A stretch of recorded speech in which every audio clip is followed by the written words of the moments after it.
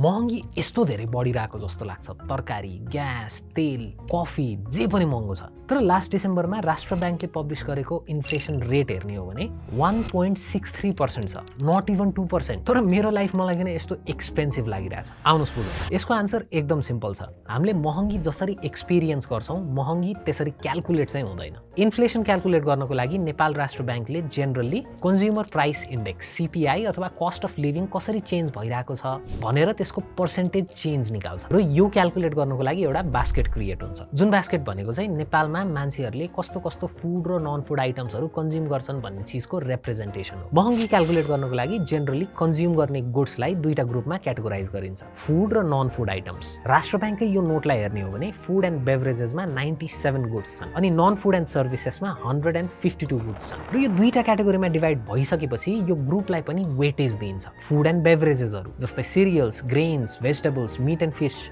Fruits जस्ता आइटमलाई 35.49% weight दिएको छ र नन फुड आइटम्सहरू क्लोदिङ, हाउसिङ, हेल्थ, फर्निचर जस्तो कुराहरूलाई 64.51% वेटेज दिएको छ र यो बास्केटभित्र पर्ने यी सबै आइटम्सको प्राइसको डेटा देशको 87 वटा मार्केट सेन्टर्सबाट लिइन्छ। अब मैले देशमा महँगी भइरहेको छ कि छैन भन्ने चिजको पर्सेप्सन कसरी बनाउँछु त? मैले फ्रिक्वेन्टली कन्ज्युम गरिराख्ने गुड्स एन्ड सर्भिसेसबाट बनाउँछु। एक्जाम्पलको लागि मैले मिल्क र एग्स धेरै कन्ज्युम गर्छु भने भोलि यसको प्राइस बढ्यो भने it's common for me to feel that things are getting expensive। तर यो पर्टिकुलर गुड्समा बढेको प्राइसले इन्फ्लेसनलाई त्यति धेरै इम्प्याक्ट पार्दैन होला। मिल्क प्रडक्ट र एग्समा 9 वटा आइटम छ र यसलाई 4.28% मात्र वेटेज दिएको छ। त्यसैले यसमा बढेको प्राइसले यो टोटल इन्फ्लेसनलाई त्यति धेरै इम्प्याक्ट पार्दैन हो। र यही कारणले गर्दाखेरि हामीले फिल गर्ने इन्फ्लेसन र राष्ट्र ब्याङ्कले पब्लिस गर्ने इन्फ्लेसनको रेटमा यति धेरै फरक हुन्छ, किनकि हामीले के कन्ज्युम गर्छौँ भन्ने कुरा त हाम्रो इन्डिभिजुअल डिसिजन हो। तर यहाँ हामीले याद गर्नुपर्ने कुरा के हो भन्दाखेरि इन्फ्लेसनलाई इम्प्याक्ट पार्ने